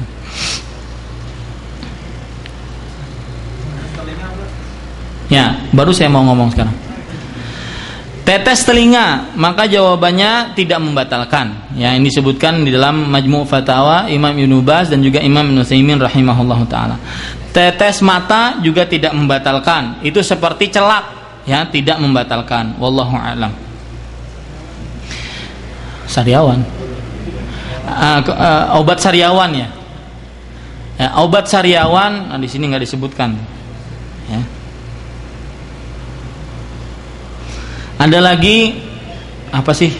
Cuci darah. Ya, cuci darah. Maka jawabannya membatalkan. Kenapa para ikhwah sekalian? Karena dia akan merubah dari darah ke darah yang lain kan? Seluruh darah kita keluarkan, kemudian masukin darah yang lain dan itu menambah kekuatan. Ya, ini juga membatalkan. Wallahu a'lam. Nah, suntik baru saya mau ngomong. Suntik di sana ada suntik yang hanya memberikan obat kepada penyakit tertentu, tidak menambah kekuatan, maka itu tidak membatalkan. Akan tetapi kalau suntiknya menambah kekuatan, misalkan tambah kuat, tambah seger, ya, maka itu membatalkan puasa. Wallahu a'lam. Kenapa? Ya, seperti itu. Kalau penyembuhan sakit, misalkan untuk sakit kepala, demam, ya, tidak membatalkan puasa. Allahu a'lam. Karena dia tidak semakna dengan makan dan minum. Allah. Ke-27, selesai itu permasalahan hal-hal yang dipermasalahkan batal atau tidak kalau memakainya. Keluar madhi ketika puasa, maka jawabannya tadi apa para ikhwah sekalian? Keluar madhi ketika puasa tidak batal karena tidak ada dalil yang sharih, yang jelas dan sahih menjelaskan akan madhi pembatal puasa. Yang ke-28, keluar mani tanpa kepuasan. Artinya orang diam aja tat keluar mani, ya, tanpa dia mengerjakan sesuatu apa-apa keluar mani, ya, mungkin hanya dengan berpikir saja keluar mani. Pikiran kotor bulan Ramadan, Victor, ya, apalagi jauh dari istri. Maka pada saat itu para ikhwah sekalian, dan dia tidak mengerjakan apa-apa, maka keluar mani. Maka ini kata Imam Ibnu Utsaimin rahimahullah tidak batal. Dalilnya apa? Dalilnya innallah, perhatikan dalilnya bagus sekali. Innallaha tajawaza li an ummati ma waswasat bihi suduruha ma lam ta'mal aw tatakallam. Allah mengampuni atas umatku yang mengganggu hatinya selama tidak mengerjakan sesuatu atau selama tidak berbicara sesuatu. Nah, tapi kalau seandainya sudah berbicara sesuatu, sudah seperti tadi mengerjakan, nanti di sini masturbasi ada di situ ya, nomor ke-32 nanti saya akan jelaskan. Kalau sudah mengerjakan sesuatu maka batal. Kalau dengan pekerjaan, ini mujarrad anil amal, yang lepas dari amal, tidak ada perbuatan dia sama sekali, hanya pemikiran saja. Keluar maninya maka tidak batal. Allahu a'lam. Hah? Kalau mimpi tidak batal juga. Mimpi apalagi? Ya, karena dia tidak dengan pilihan dia mimpi. 29, terasa haid tapi belum keluar darah. Maksudnya apa? Misalkan 10 menit sebelum sholat maghrib dia puasa nih. Wanita ini puasa 10 menit sebelum sholat maghrib terasa ada darah mau keluar nih, tapi nggak keluar. Pas adzan maghrib dia ke kamar mandi, setelah berbuka baru keluar. Maka bagaimana puasanya? Batal nggak puasanya tadi? Tidak, karena yang menjadi ukuran adalah darah. Ketika keluar darah maka batal puasanya dan dinyatakan sebagai orang haid. 30, berenang ketika puasa tidak mengapa. Ya, jawabannya boleh berenang di siang hari Ramadan. Akan tetapi hendaknya orang yang berenang ini menjaga agar tidak masuk air ke dalam kerongkongannya. Ini disebutkan dalam fatwa Komite Tetap untuk Riset Ilmiah dan Fatwa yang diketuai oleh Imam Ibnu Baz rahimahullah. Nih 31, ini kayaknya menunggu-nunggu ini. Susah berpuasa karena kerja berat. Di pabrik panas, di bengkel ya tidak ada AC aja kalah, ya rutubah, tapi tetap berjuang, pemburu real. Oke, ayo ya, demi real. Baik, bagaimana ini para ikhwah sekalian? Maka jawabannya ya para ikhwah sekalian dirahmati oleh Allah Subhanahu wa taala,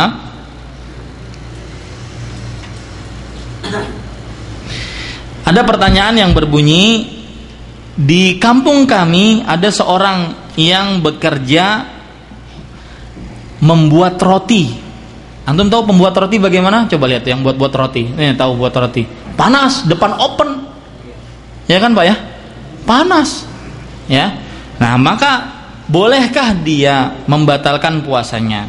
Ya. Maka jawabannya padahal dia harus buat roti. Ya. Maka jawabannya adalah tidak boleh orang tersebut berbuka, dan bahkan wajib untuk dia berpuasa. Ya. Dan keadaan dia untuk membuat roti di siang hari bulan Ramadan bukan uzur syar'i yang membolehkan dia berbuka. Oleh sebab itu hendaknya dia bekerja sesuai dengan kemampuannya. Ya. Dalam fatwa yang lain yaitu kalau seandainya kerjaan itu benar-benar berat, ya, fatwa yang lain kalau seandainya wa innala haqqun bihi masyaqqatun 'azimah, kalau seandainya pekerjaan itu benar-benar berat dan dia dalam keadaan darurat untuk berbuka di siang hari bulan Ramadan, maka dia harus berbuka. Ini kalau seandainya benar-benar berat, yang dikhawatirkan dengan beratnya tersebut dia akan binasa, meninggal atau yang lainnya, maka dia berbuka. Ya, ini para ikhwah yang dirahmati oleh Allah Subhanahu wa taala.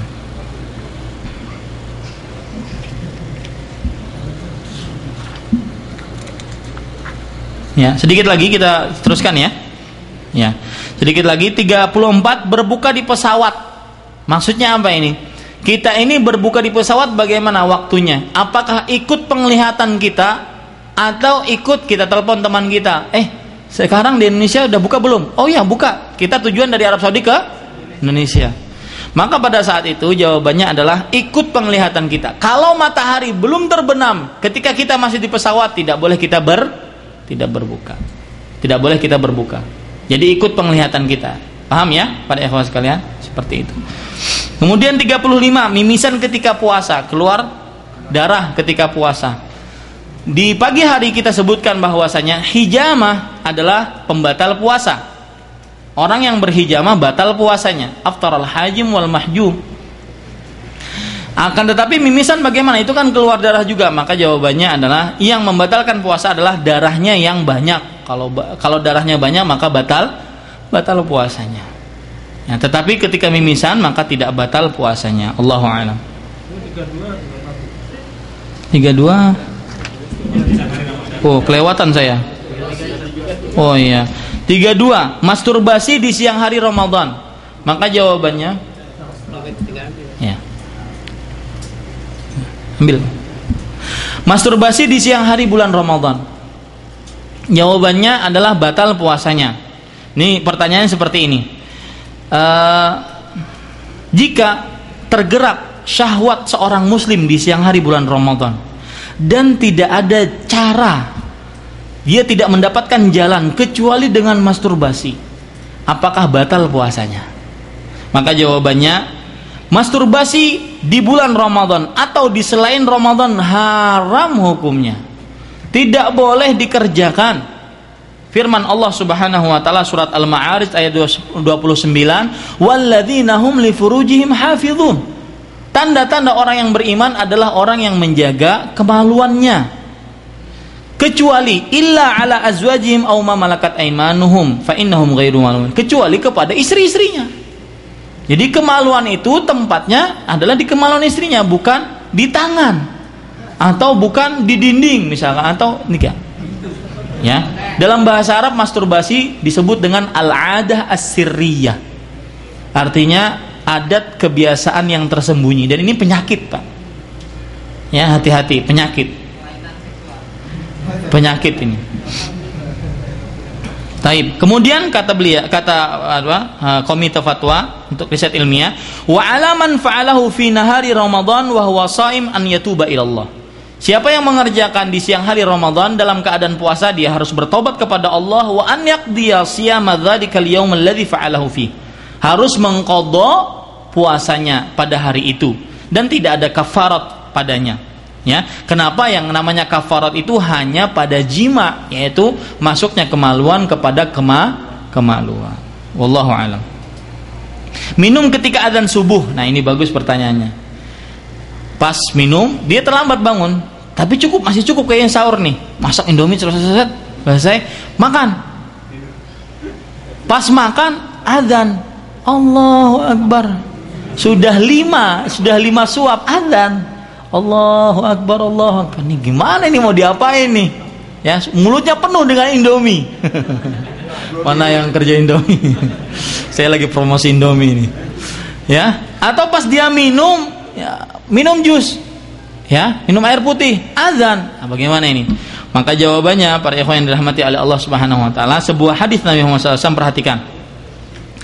Hadis Abu Hurairah radhiyallahu anhu, riwayat Abu Daud. Idza sami'a ahadukumun nida wal ina'a ala yadihi fala yadh'hu hatta yaqdiya hajatahu minhu. Jika salah seorang di antara kalian mendengar azan sedangkan minuman atau gelas di tangannya, maka jangan letakkan gelas itu. Dilarang oleh Nabi meletakkan gelas sampai dia selesai minum dari gelas tersebut. Wah, seneng ini. Ya, syaratnya yang di tangan, jangan ngambil lagi, enteng kan. Hadis riwayat Abu Dawud dan sahih. Ya, hadisnya sahih. Hah? Tadi yang di mulutnya aja yang dihabiskan. Ya enggak. Hah? Oh, itu enggak jadi masalah, itu enggak jadi urusan kita. Kalau seandainya yang di mulutnya dihabiskan, kan keselak nantinya bagaimana? Ya, itu bukan urusan kita. Ya.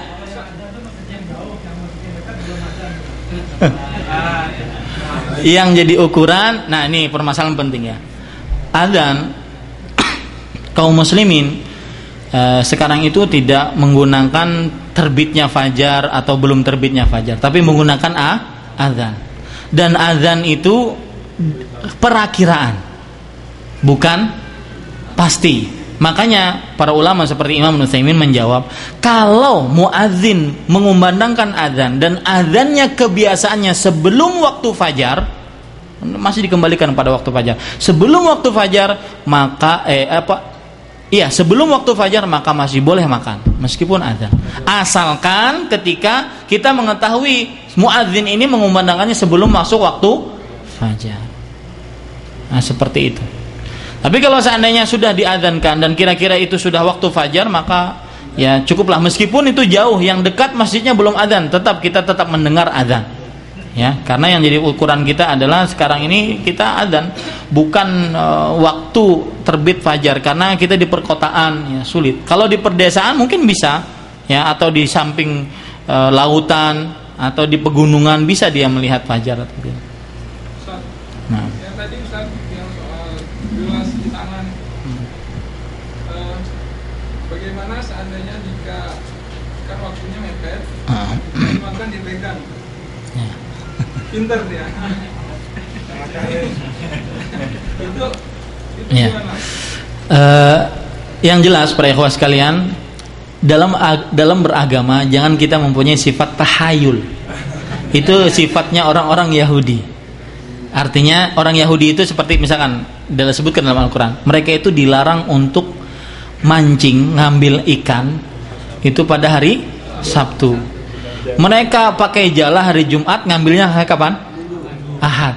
Nah, itu makanya orang Yahudi itu dinyatakan oleh Allah Subhanahu wa taala al-maghdubu alaihim. Tahayul. Sifatnya orang Yahudi itu tahayul. Seperti ada permasalahan, dia ingin bersetubuh dengan istrinya di siang hari bulan Ramadan, tapi dia makan dulu, minum dulu untuk bersetubuh, ya, untuk membatalkan dulu, ya. Tetap orang ini tetap dia dapat bayar qadha dan bayar kafarat. Kenapa? Karena dia tahayul, bahkan lebih besar dosanya karena tahayul tadi. Nah, jadi seperti itu. Yang ada hadisnya seperti ini adalah ketika pas memang bertepatan, bukan kita mempunyai sikap tahayul disengaja. Allah. 36, sisa makanan yang ada di mulut ketika puasa. Ini seperti selilitan, sisa-sisa daging, ikan, gitu ya. Maka apakah pas jam 7 baru keluar dia, apakah boleh ditelan atau dimasukkan? Maka dikeluarkan. Karena itu memasukkan makanan ketika siang hari bulan Ramadan. Ludah tidak mengapa, tidak membatalkan puasa. Akan tetapi ya, selain ludah ada dahak. Ya, dahak itu dilarang untuk ditelan. Ya, karena bisa membatalkan dan juga berpenyakit ya. Lebih baik dikeluarkan. 37 puasa di negara yang siangnya sangat panjang ya, dan 38 puasa di negara yang tidak terbenam matahari. 6 bulan nggak pernah terbenam matahari. Ya, ada nggak negara seperti itu? Ada ya. Nah, 37 dulu puasa di negara yang siangnya sangat panjang. Maka jawabannya kata Lajnah Daimah, selama masih bisa dibedakan antara siang dan malam, meskipun misalkan siangnya 20 jam, tetapi masih waktunya 24 jam, ada siangnya, ada malamnya, dan terjadi perbedaan yang sangat jelas antara siang dan malam, tetap dia harus berpuasa sebagaimana biasanya, yaitu berpuasa dari mulai terbit fajar kedua sampai terbenam matahari. Ya, hal ini berdasarkan hadis Nabi Muhammad SAW. Aqimis wa kulu washrabu hatta sebuah ayat dalam Al-Qur'an surah Al-Baqarah, wa kulu washrabu hatta yatabayyana lakumul khaytul abyadu minal khaytil aswadi minal fajr thumma atimmus siyama ilal lail. Ayat yang sering saya bacakan ya. Ini para ikhwah sekalian, kalau seandainya masih bisa membedakan, ada perbedaannya. Nah, sekarang kalau seandainya 6 bulan berturut-turut setiap hari matahari tidak pernah tenggelam, di mana itu, Pak? Daerah kutub ya. Nah, itu tidak pernah tenggelam. Bagaimana? Maka jawabannya kata Lajnah Daimah adalah dilihat negara-negara sekitarnya yang paling terdekat, yang mereka itu wajar waktunya, maka ikuti mereka. Ya, pada ikhwan sekalian, ini jawabannya. Maka ikuti mereka. Berdasarkan hadis dari Nabi Muhammad SAW cerita tentang Dajjal ya, cerita tentang Dajjal diriwayatkan oleh Imam Muslim. Kata Nabi Muhammad SAW, Dajjal itu akan datang kepada kalian 40 hari. Satu hari seperti 1 tahun, hari yang kedua seperti 1 bulan, hari yang ketiga seperti seminggu, dan sisa-sisanya seperti hari-hari kalian. Para sahabat bertanya, coba lihat, apa yang mereka pikirkan? Mikirkan Dajjalnya? Enggak. Yang mereka pikirkan apa? Sholatnya. Kata mereka, ya Rasulullah, al-yawmal ladzi kasana ayakfina fihi sholatu yawm. Wahai Rasulullah, hari yang sepanjangnya seperti 1 tahun itu, bagaimana kita sholatnya? Yang mereka pikirkan sholat. Itu orang-orang yang diridhoi oleh Allah Subhanahu wa taala. Wah, sekarang melihat para ikhwas kan yang ngaku muslim, berapa banyak orang yang tidak orang yang mengerjakan yang tidak mengerjakan salat. Kemudian kata Nabi Muhammad SAW, la uqduru lahu qadrah. Tidak, kata Nabi Muhammad SAW, akan tetapi takarlah sesuai dengan kebiasaan kalian. Artinya meskipun 1 hari itu seperti 1 tahun, maka tetap dikerjakan seperti hari-hari biasa. Nah, ini dari sinilah kita ambil bahwasanya ikuti negara-negara yang terdekat yang waktunya wajar. Wallahu alam. Itu yang bisa saya sampaikan. Apa yang baik itu dari Allah Subhanahu wa taala, apa yang buruk itu dari kami pribadi manusia biasa. Sallallahu alaihi Muhammad. Wassalamualaikum warahmatullahi wabarakatuh.